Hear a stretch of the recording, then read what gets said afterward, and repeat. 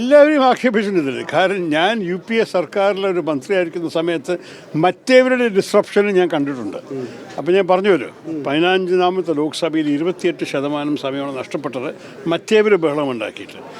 ഈ സമയത്ത് നമ്മളുടെ ആൾക്കാരും ബഹളമുണ്ടാക്കേണ്ടത്. പക്ഷേ ഇതാണോ നല്ലത്? അപ്പം ഞാൻ പറയുന്നത്, നമ്മൾ മറ്റേ ജനാധിപത്യങ്ങൾ നോക്കുകയാണെങ്കിൽ, ഒരു ഉദാഹരണം പറയുകയാണെങ്കിൽ, UK സിസ്റ്റമിൽ എന്താണ്, ആഴ്ചയിൽ ഒരു ദിവസം പ്രതിപക്ഷത്തിന് തീരുമാനിക്കുക എന്താ ചർച്ച ചെയ്യേണ്ടതെന്ന്.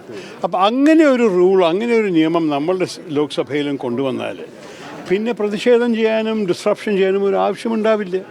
കാരണം നമ്മൾക്കറിയാം, അഥവാ സർക്കാരിന് നമ്മൾ ആവശ്യപ്പെടുന്ന വിഷയം ചർച്ച ചെയ്യാൻ ഇന്ന് താല്പര്യമില്ലെങ്കിൽ നാളെ നമ്മൾക്ക് അവസരം കിട്ടും. അപ്പം നമ്മൾ നാളെ ചെയ്യാമല്ലോ. അതോട് കഴിഞ്ഞില്ലേ കഥ.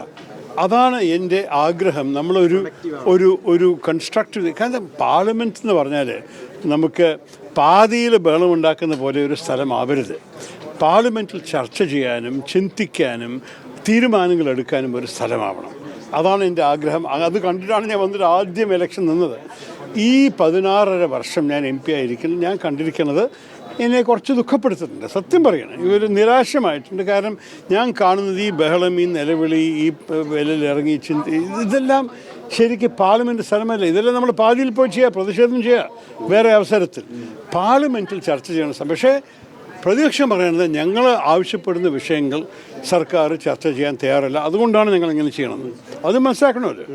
അതുകൊണ്ട് ഞാൻ പറയണത്, പ്രതിപക്ഷത്തിന് വേണ്ടിയിട്ട് ഒരു പുതിയൊരു നിയമം കൊണ്ടുവന്നാൽ, അഥവാ ഒരു ദിനം ആഴ്ചയിൽ പ്രതിപക്ഷത്തിനും തീരുമാനിക്കുക എന്താ വിഷയം ചർച്ച ചെയ്യേണ്ടതെന്നുണ്ടെങ്കിൽ നമുക്ക് പാർലമെൻറ്റിനെ എല്ലാവരും കൂടി സഹകരിച്ചിട്ട് കേട്ടോ, ഞാൻ എപ്പോഴും പറയും, it must be by consensus.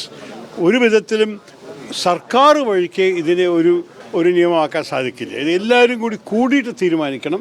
ഇങ്ങനൊരു നിയമം വന്നു കഴിഞ്ഞാൽ ഞങ്ങളും തയ്യാറാണ് സഹകരിക്കാൻ. അങ്ങനെ ആയാലും ഈ ബഹളമുണ്ടാവില്ല. പാർലമെൻറ്റ് സമയം നമ്മളുടെ ടാക്സ് കൊടുക്കുന്ന വ്യക്തികളുടെ പണമാണ് നഷ്ടപ്പെടുന്നത് പാർലമെൻറ്റ് നടക്കാത്തപ്പോൾ. അതുകൊണ്ട് ജനങ്ങളുടെ സമയം ജനങ്ങൾക്ക് വേണ്ടി നമ്മൾ ഉപയോഗിക്കുക. അതാണ് എൻ്റെ ആഗ്രഹം. അതാണ് ഞാൻ എഴുതിയിരിക്കുന്നത്.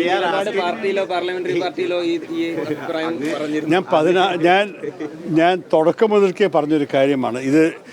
എൻ്റെ പാർട്ടി നേതാക്കൾക്ക് സോണിയാഗാന്ധി അടക്കത്തിൽ നല്ലോണം അറിയാം. ഞാനിത് പാർട്ടിയുടെ അകത്ത് ഞാൻ ചിലപ്പോൾ ഒറ്റ ഒരു വ്യക്തി, ഒരു സ്വരമായിരിക്കും. പക്ഷെ ഞാൻ പറഞ്ഞൊരു കാര്യമാണ്, എനിക്ക് ഒരു സംശയവുമില്ല, ജനങ്ങൾ എന്നെ തിരഞ്ഞെടുത്തത് പാർലമെൻറ്റിൽ അയക്കുന്നത് നിലവിളിക്കാനോ ബഹളമുണ്ടാക്കാനോ അല്ല. എന്നെ അയക്കുന്നത് എൻ്റെ ബുദ്ധി ഉപയോഗിച്ചിട്ടും എൻ്റെ അറിവ് ഉപയോഗിച്ചിട്ടും രാജ്യത്തിന് വേണ്ടി സംസാരിക്കാനും അവർക്ക് വേണ്ടി സംസാരിക്കാനുമാണ്. അതാണ് എൻ്റെ അറിവ്. അപ്പോൾ ആ സ്ഥിതിയിലാണ് ഞാൻ വന്നിരിക്കുന്നത്.